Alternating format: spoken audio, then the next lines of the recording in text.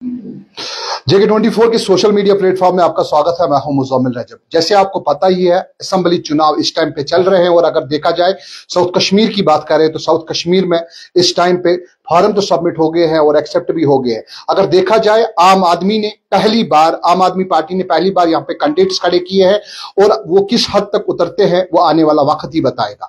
लेकिन आपको बताना चाहेंगे कि जिस तरीके से आपको पता ही है, अगर नेशनल कॉन्फ्रेंस और PDP की बात करें या बीजेपी की बात करें या अपनी पार्टी की बात करें, पार्लिमानी चुनाव में उन्होंने अपना हिस्सा लिया था और पार्लिमान चुनाव में किसकी जीत हुई और किसकी हार हुई वो वक्त ने बता दिया। लेकिन इस टाइम पे अगर देखा जाए जो असेंबली के चुनाव है, इसमें किसकी हार होगी और किसकी जीत होगी वो आने वाला समय ही बताएगा।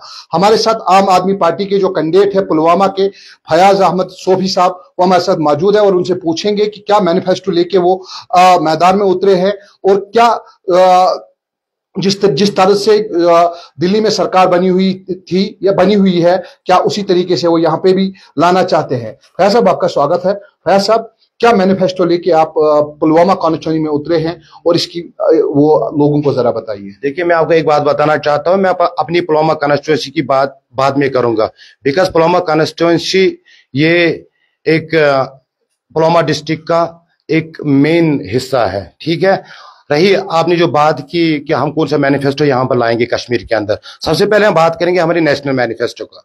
नेशनल मैनिफेस्टो के अंदर हमारी तो पता ही है आप लोगों को कि इलेक्ट्रिसिटी फ्री है, एजुकेशन फ्री है और हेल्थ फैसिलिटी फ्री है, वाटर फ्री है और हमारे माओ बहनों के लिए ट्रांसपोर्ट फ्री है।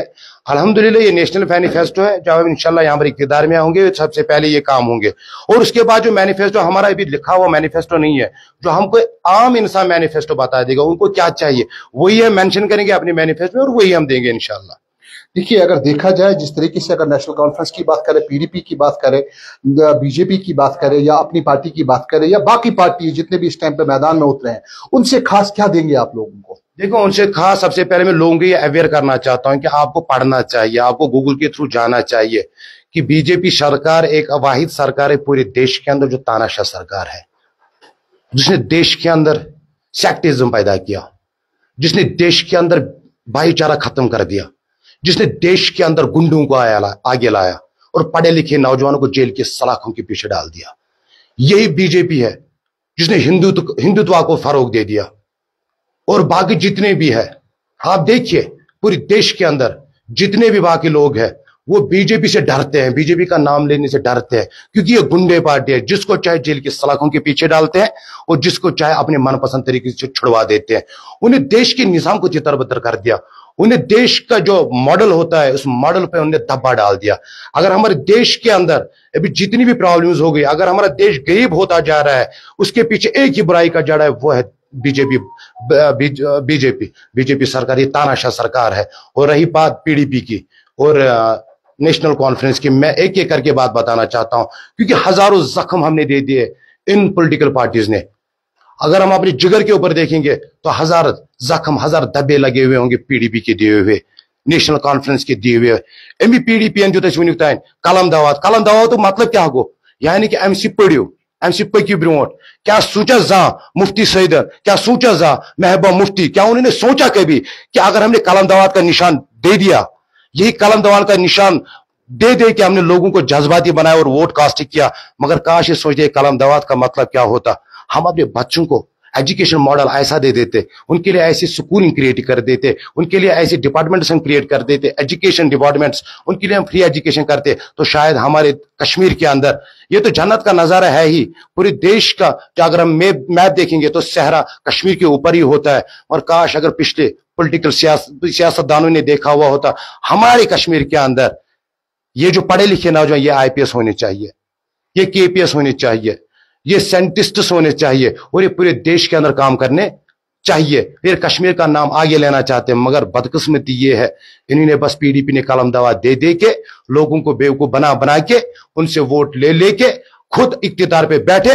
और उसके बाद इसी PDP पार्टी ने, जिसके ऊपर कश्मीर के लोगों ने भरोसा किया था, वोट ले लिए, पढ़े लिखे नौजवान से वोट ले लिए और उसके बाद उसके बदले उसने बीजेपी को अच्छी तरीके से जोली फैला के उनके गले में माल डाले के और वक्त के उन मिनिस्टरों के बगल में बैठ के यहां के नौजवानों को तोहफे में दे दिया बीजेपी सरकार, तानाशाह सरकार दे दी। ये पीडीपी की तरफ से देन है। ये कभी ये देन हम पीडीपी से भूलेंगे नहीं। और ये पीडीपी का एहसान है हमारे ऊपर कि उसने बीजेपी का सरकार यहां पर लाई और बीजेपी ने फिर यहां से उनके साथ कोलिशन करके सेक्रेटरीट की चाबियां हासिल करके सेक्रेटरीट के अंदर जितना भी हो रहा है, जितना भी कश्मीरी हो, वो सब कुछ देखा और कश्मीरी भुगत रहे हैं। मगर अल्हम्दुलिल्लाह आम आदमी पार्टी के सिपाही यहां पर खड़े हैं जो बीजेपी ताना सरकार के सामने खड़े होंगे और आंखों में आंखों डाल के बता देंगे कि कश्मीर जो है, कश्मीर नेशनलिस्ट का है।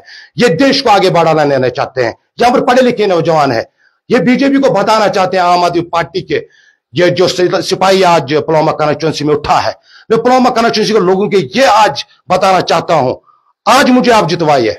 मैं वाहिद कैंडिडेट हूं, शायद आम आदमी ये नेशनल कॉन्फ्रेंस और पीडीपी बीजेपी की सरकार के बारे में नहीं बताएगी, मगर मैं बंद कमरे में ही नहीं बल्कि बाहर मैदान में बीजेपी सरकार के बारे में बोलूंगा।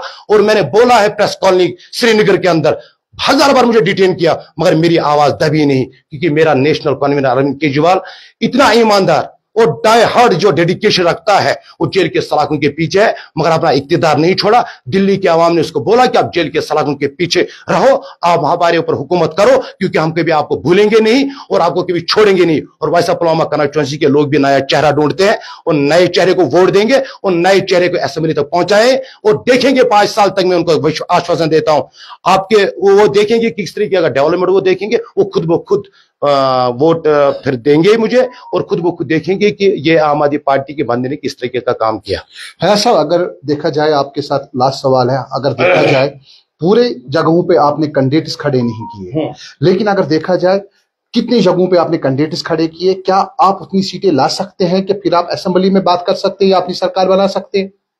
देखिए, ये जो आम आदमी पार्टी है ये एक आम इंसान को ग्रिंड करती है, पहले ग्रिंड कर करके उसकी ऑनेस्टी देखती है।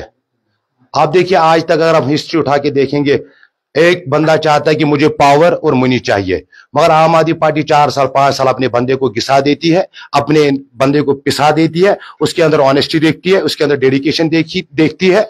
तो हम साउथ कश्मीर की बात करेंगे, हम 6 कैंडिडेट उस इम्तिहान में क्वालिफाई हो गए और अरविंद केजरीवाल ने मंडेट का सेहरा हमारे सर पे रखा और आम इंसान के सामने रखा। आम इंसान हमको जितवा देगा और आगे लेके चले जाएगा। बिल्कुल, आने वाला समय बताएगा किसकी हार होगी और किसकी जीत होगी, लेकिन आम आदमी पार्टी ने भी यहाँ पे मैदान में अपने कैंडिडेट्स उतारे हैं, लेकिन आने वाला समय बताएगा किसकी हार होगी और किसकी जीत होगी, वो आने वाला वक्त ही बताएगा। बिल्कुल हमारे साथ जुड़े रहे अगली खबर के साथ।